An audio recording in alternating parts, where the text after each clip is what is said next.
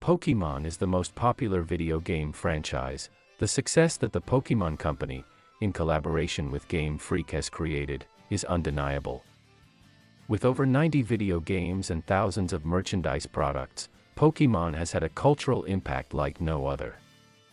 Everywhere we can see references to Pokémon, both in series and movies, as well as in video games. In this video, we will see some curiosities, as well as some disturbing facts and events about Pokémon. As always, we will start at level 1, and slowly advance to level 5, where the most curious and intriguing things are found. Level 1.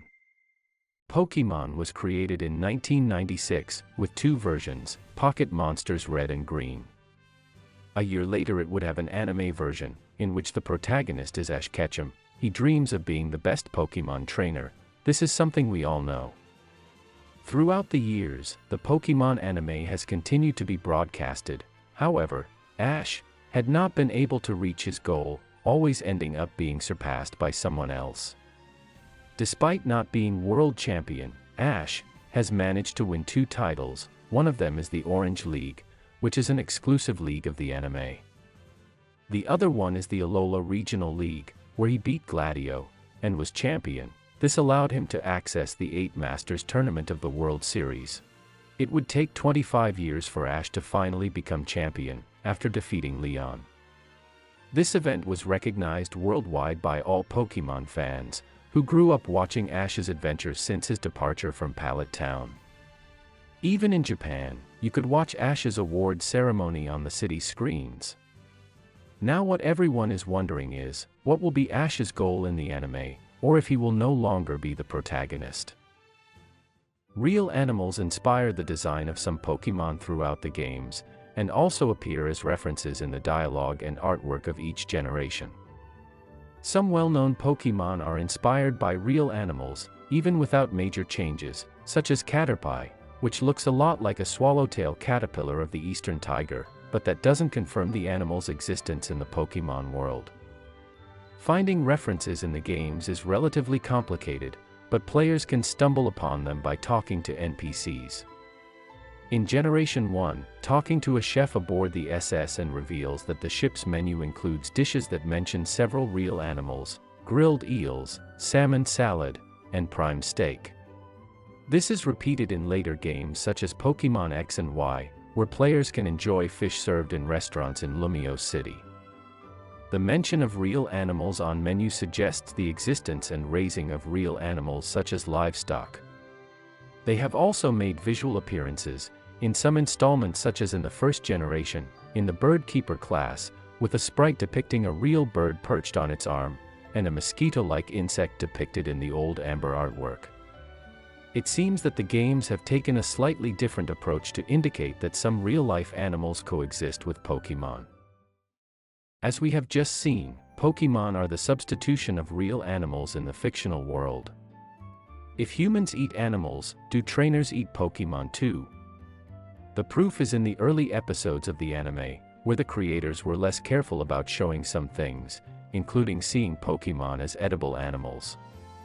For example, this image of Brock and Ash drooling over a Magikarp sashimi is obvious proof. Although there are no references to eating Pokémon in the video games, there is talk of derived products. In Pokémon Gold and Silver, the Pokédex claims that children drink Miltank milk to become stronger and healthier. In fact, in the Johto region, poachers were known to capture Slowpoke to cut off their tails and sell them, as they are considered a delicacy for their sweet substances.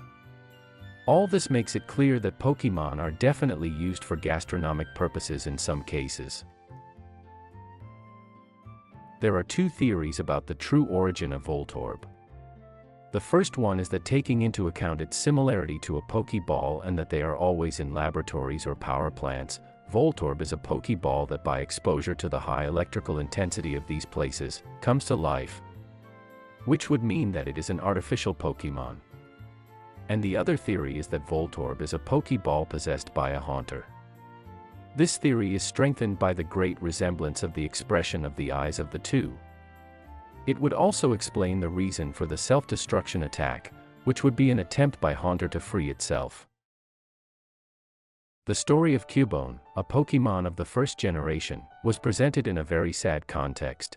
Cubone was apparently an ordinary Pokémon until his mother died in tragic circumstances. Since then, this Pokémon has been wearing its mother's skull on its head.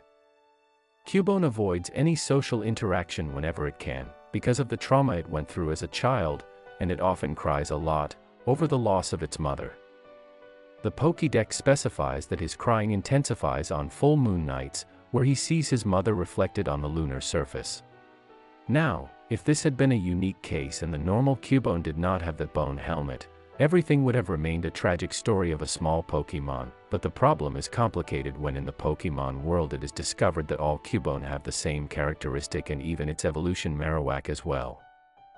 The only thing that differentiates them is that the Marowak have a full hull and not cracked as the Cubone have it for crying a lot.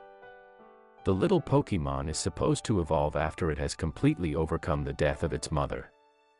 Because of the size and shape of the skull on their heads, fans have theorized that they are Kangaskhan hatchlings. Kangaskhan are huge Pokémon that often carry their young in fur pouches, like kangaroos. The Pokédex itself describes them as very maternal creatures that take care of their baby. Another argument for this theory appears in Pokémon Red, Green and Blue with the strange creature called M, a creature that corrupts the game and renders it useless. The few Pokémon trainers who have caught one of these creatures discovered that at level 1, and exposing it to a rare candy, M evolves into a Kangaskhan, which isn't supposed to have evolutions. Many think that this Pokémon was to be a legitimate creature that uses a complex evolution and growth method with Kangaskhan. It seems that M would have the possibility of becoming Cubone or Kangaskhan, but in the end the developers decided to simplify things and leave this unanswered. This theory says that Gengar is actually the shadow of a Clefable. This theory is very prevalent. There seems to be all kinds of evidence to back it up, even in Pokédex entries, but not everyone agrees with this theory. Some of the things that support this theory are as follows. They both have similar physical characteristics, including pointed ears, back, and body shape. Since Clefable is a normal type Pokémon, at least until Generation 5, and Gengar is a ghost type, neither can harm the other. Gengar's Pokédex entry calls it the Shadow Pokémon, and says that it likes to act as the shadows of others at night. It even adds the possibility that Gengar's name is derived from doppelganger, suggesting that it likes to mimic someone, possibly Clefable.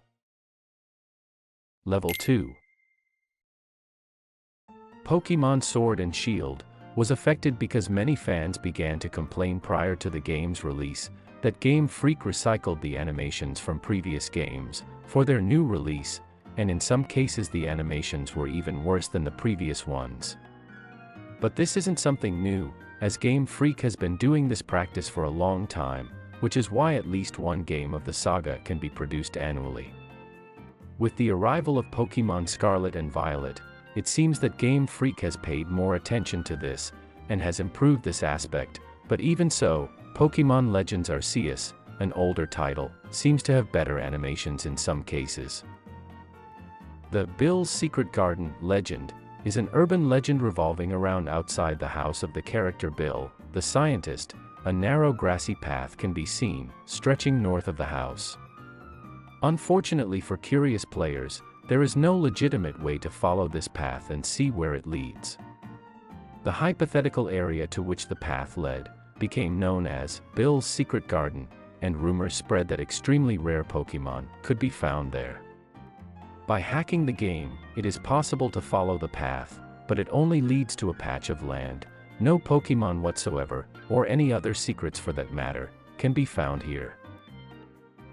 Mimikyu, aesthetically, refers to ghost costumes, with a sheet, and its concept is an Ikiryo, a Japanese manifestation of a living person's soul, separated from a body, and which traditionally, if someone has enough of a grudge against another person, it is believed that part or all of their soul can temporarily leave their body, and appear before the target of their hatred, in order to curse or harm them.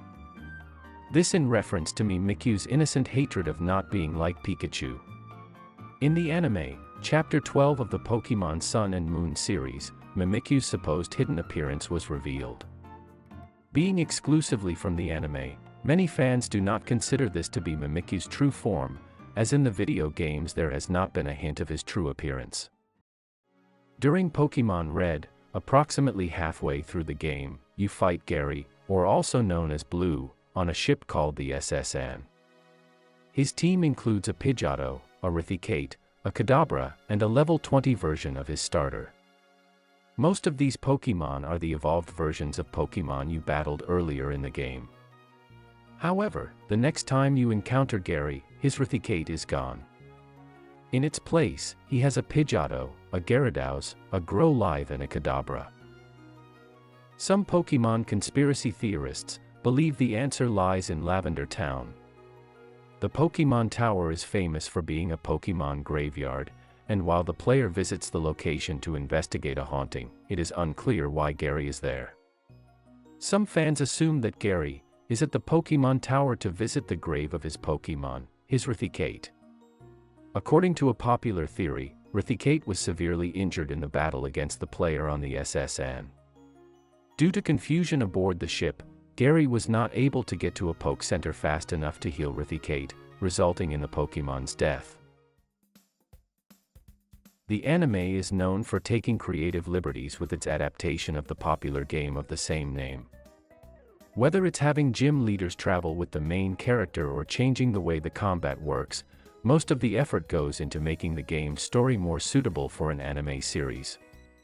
Pokémon size changes is one of them. The anime doesn't always prioritize having the size of the Pokémon exactly as specified in the Pokédex. Instead, they adjust these sizes to fit the story. A number of intentional size variations were made throughout the anime's run. Large Pokémon are often designed to appear much larger than they actually are. According to the Pokédex, many Pokémon, for example, are not much taller than 5 feet 7 inches. That wouldn't put them any taller than the average adult male. For example, Pokémon like Blastoise, Machamp, Metagross, and Emboar are only about 5 feet 3 inches tall. However, in the anime, they are made to tower over any human in the scene, which can make them as tall as 7 feet tall. From a technical point of view, Pokémon Red and Blue are full of loopholes within their code, which over time, it was discovered could be exploited to do all sorts of crazy things. The science behind this has to do with how easily manipulated the games were at the time, especially one like Pokémon, which required a great deal of ingenuity to make such a complex and large world work on a machine like the Game Boy. This included the need to leave several blocks of information empty, which could be accessed without having to modify the game. And one of those evidences that the game could be manipulated in ways its creators never thought possible was Missingno. Missingno doesn't look much like a Pokémon. In fact, its appearance simply demonstrates what it really is, a system glitch, a bug that perhaps should never have been found. Missingno is actually short for missing number, the designation the system delivers when the game was supposed to display a Pokémon, but the data block it referred to was empty. Missingno is actually the product of the game trying to display a Pokémon that is outside the data that records the original 151. The glitch forces the system to fetch data from a Pokémon in an area of its memory filled with empty data. Level 3. Pokémon wouldn't live up to its name if it weren't for Pokéballs, which are a convenient invention that can hold any Pokémon inside. There are different variations of Pokéballs, and it is even possible to create them from organic materials. But what exactly happens inside a Pokéball? In an interview, Pokémon composer and director Junichi Masuda said that the inside of a Pokéball is like an elegant suite in a luxury hotel. For this reason, it seems that the Pokémon would indeed spend time relaxing and away from its surroundings. However, there are still thousands of questions about the Pokéballs. For example, in video games, Pokémon do not seem to suffer from the passage of time. One possible explanation for this would be that time slows down once the Pokémon enters its Pokéball. In relation to poison in some of the video games in this franchise, we can observe that, when a Pokémon is poisoned, it continuously loses health. This is according to the number of steps we take to the Pokémon Center where it is cured. If the Pokémon's fitness is suspended when they enter the Pokéball, they should not take damage after finishing a battle. The most logical thing to say would be that Pokémon continue to age in their Pokéball, although nothing is confirmed. A more disturbing question would be, what happens if a Pokémon dies while in its Pokéball, and in case its trainer wants to use it to fight, what would happen then? Machoke is a first-generation fighting Pokémon. Its evolution is Machamp by exchange, and it is the evolution of Machop. It is characterized by being muscular, with a human form and a belt that it wears. According to the Pokédex of Pokémon Emerald, Machoke wears a belt to control its overwhelming strength, as it is so dangerous nobody has ever taken it off. The marks that Machoke has are due to his muscles growing too much, causing them to damage his own skin, tearing it. The belt is a mark to limit his strength, as the Pokédex says, otherwise his muscles would grow too much, and although it is nothing official, it is believed that they could die. This theory says that N would have been an illusion of Zoroark all this time, being himself the one pulling its strings as a trainer. Throughout the games, we have encountered people who are actually illusions of this Pokémon, and this case could be no different. Especially considering that Zoroark illusions have been able to speak the language of humans. This theory is intensified by a moment in Pokémon Black and White, where a Zoroark runs all the way into the ruins of N's castle, and when we chase after it, it doesn't reappear, but rather N himself is at the location. Could it be that this Zoroark transformed into N before we arrived? Another thing that reinforces this theory is that we have Gets's statements throughout the game, where he states that N has the heart of a Pokémon, something that we all assumed was a metaphor, but could have a somewhat more literal meaning. The first generation of Pokémon boasts some of the most popular and beloved Pokémon of the saga, although not for everyone, because the illusionist Uri Geller never liked Kadabra, a psychic Pokémon that carries a spoon in its hand and is able to bend it with its mind. This very magic trick is one of those that made Uri Geller so popular and precisely why he accused Nintendo of having created a character based on him. He claimed that Kadabra imitated his same trick, and also his name in Japanese, Yunjur, was too similar to his own, so he accused the Big N of using such a character without his consent, which led him to request that he should not appear again in the Pokémon trading card game cards. It was then that in 2000, he filed a lawsuit that resulted in Kadabra not appearing in the card game since 2003, as Nintendo agreed. In spite of everything, the situation will return to normal, because after 20 years, Uri Geller has published a statement on his Twitter account, in which he deeply apologizes for the lawsuit he filed against Nintendo, thus communicating that he was withdrawing the lawsuit he had placed, so that cards featuring Kadabra can be manufactured again. For background, it should be noted that the origin of Ditto is one of the biggest secrets in the Pokémon universe, although there is a belief in the community that this species was born during the failed Mew cloning experiments, which resulted in the mighty Mewtwo. There is no official proof to confirm this, although the Pokémon Company and Game Freak have released some clues that could confirm it. These include that the two Pokémon have the same weight and their shiny version is identical, as well as sharing the same shade of pink in their normal versions. Both are the only Pokémon in all of the existing Pokédex that can learn the transformation move, and if that wasn't enough, in the original titles, Ditto could be found in the Pokémon Mansion and the Celestial Cave, two of the places associated with Mew and Mewtwo. Even with the appearance of Mew in Pokémon Go, one of the tasks to get it added to the Pokédex was to catch a Ditto.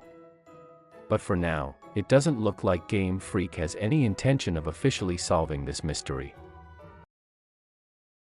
As all fans know, Oak is the Pokémon professor of the Kanto region and Ash Ketchum's main mentor in the anime. He studies Pokémon and is recognized as the foremost eminence when it comes to Pokémon. As it turns out, hidden within the internal data of the first generation is an unused battle against Professor Oak. He is the strongest trainer of the entire generation, and his team includes the starting Pokémon not chosen by you and your rival. Level 4. The Mew Under the Truck legend is an urban legend of the first game of the series. Near the SS and ship, in Vermilion City, there is a secret ledge that is home to a single pickup truck of unknown origin. The only way to access this ledge is to have a Pokémon use the move Surf, which allows you to cross water and surf around the ship.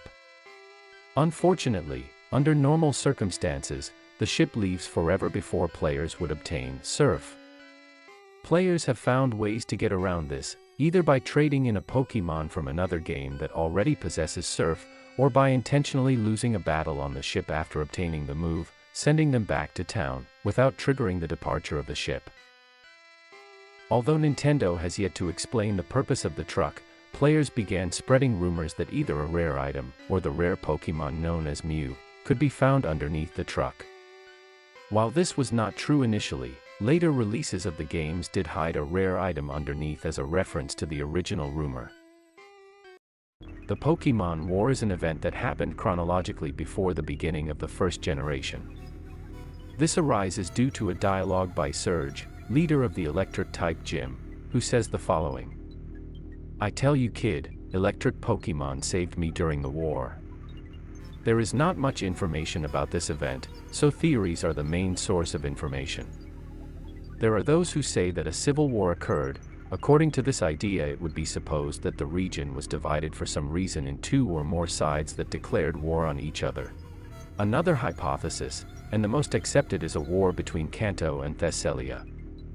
If we take into account that Kanto would be equivalent to a Japanese territory, and Thessalia to an American one, it could emulate the combat between the USA and Japan during the Second World War. Surge could have been sent by Thessalia, his home region, against Kanto. According to this theory, Thessalia won and forced Kanto to place Surge as gym leader. This is feasible considering that in real life, USA won the war. The Hall of Origin is an area that appears in the Spear Pillar, after getting the Azure Flute and playing it. Then a long staircase will appear behind, in which you will find Arceus at level 80. If he is defeated, he will reappear. Just exit and re-enter, play the Azure Flute again and you're done. The room itself consists only of a crystal floor above the spear column. From its name, Origin can be understood to be the place from which Arceus shaped the universe, as indicated by the Pokédex. The song in the Hall of Origin is distinct and unique, plus once you've captured Arceus, you can't go to the Hall of Origin room again. Originally, Jinx had black skin in its original design in the red and blue editions. This led to accusations of racism for reflecting the African American stereotype, so its skin became purple and its hair color lighter in the Pokémon Gold and Silver versions released in the West. Since then, the new design replaced the original one worldwide. This is a reference to a spooky event that took place in Pokémon X and Y, and to which many are still trying to find a rational explanation. It happened in Lumio City, where we could access a building that allowed us to know the contents of our heart. There, if you take the elevator to the second floor, you will find a very dark secret. When you get out of the elevator, your character will be immobilized by the sudden appearance of a mysterious young woman right behind you. The music will stop, as will your character, stunned by fear. It will be then that the girl will utter the following sentence. "No, you're not the one." After that, the girl will disappear. You will be afraid, but also eager to know more.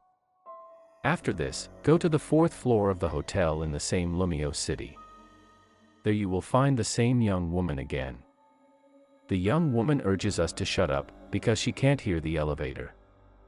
If we go to the train station and press the A button when our character is looking at the sign with the timetables, we can read the following message: "I'm going to get help.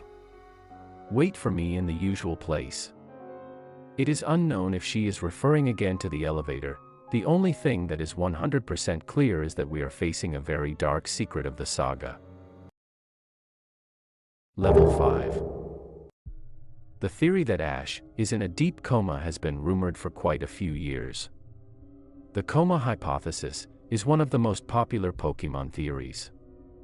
We are talking about a logical and plausible explanation as to why Ash never grows up, and in fact, this theory is born as a result of a traumatic event in the first episode of the anime.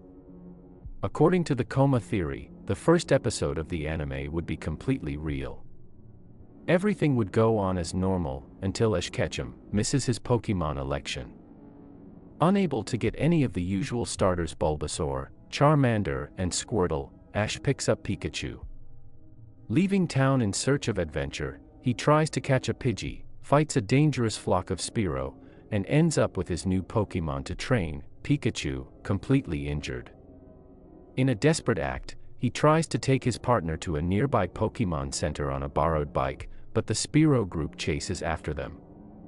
In a sudden move, Ash loses control and crashes the bike, falling to the ground. At this point, Pikachu launches a powerful lightning bolt and ends up with all the Pokémon and Ash himself being electrocuted. According to the theory, everything from here on is a dream. There are different versions of the theory. Some say that Ash fell into a coma when the bike crashed, and others when Pikachu used the powerful electric attack. In any case, and whatever the origin of it, they all remark that Ash suffered enough damage to render him unconscious. In fact, every event of the series, every chapter, and every victory achieved in the Pokémon League or in the different gyms of the different regions, have taken place in his own mind. One of the incidents surrounding the Pokémon world is that of the episode Cyber Soldier Porygon, released in Japan on December 16, 1997. This was Porygon's debut and farewell, at least in the anime. One of the fight scenes contained a series of repetitive visual effects that caused epileptic seizures. At least 685 viewers ended up being taken to hospitals, according to Japanese media reports. What's interesting is that the visual effects were the result of Pikachu's thunder, as the few who watched the episode, which was not officially broadcast in other countries following the incidents, will be able to attest. Still, Porygon sacrificed himself to keep Pokémon on track. As a result, the anime was suspended 4 months in Japan because of the incidents. The Unknown King is a Pokémon beast that can sleep for centuries, and when it wakes up, it kills anything to feed on. Its goal is said to be the destruction of everything and everyone in the game world. It is said to appear in a version of Pokémon Silver. According to the creepypasta, this Pokémon is quite powerful, as it wiped out other legendary Pokémon. At the end of the story, the Unknown King erases the player's data, implying that it destroys the world. The Buried Alive is one of the supposed visual effects that can be seen in some prints of the first cartridges of Red and Green. Apparently, some programmers of the game put them randomly in some cartridges. Buried Alive is in the Tower of Lavender Town, on the highest floor. As soon as the player arrives there, a dialogue is shown with some disturbing words that read as follows. "You are here. I am trapped. And I'm alone. Very, very lonely. Will you join me?" As soon as the dialogue ends, a battle begins where you have to fight with the Buried Alive. In his team he has a Mook, a Gengar, and 2 White Hands of very high levels. Apparently, the aim is that the player does not win the battle. If you win, the game freezes, since it had not been programmed for victory, but if you lose, the Buried Alive speaks again saying this. Finally, fresh meat. And then a supposed image of your player being devoured by the Buried Alive is shown. And here ends the game. No matter how much you remove the cartridge, restart the game, or want to start over, the image will always be the same, that of the Buried Alive man devouring your character. The Old Chateau is one of the most mysterious locations of Pokémon, because you can see ghosts, but unlike the other regions, in this one, the ghosts are not Pokémon, but people. We can see a little girl coming out of a room.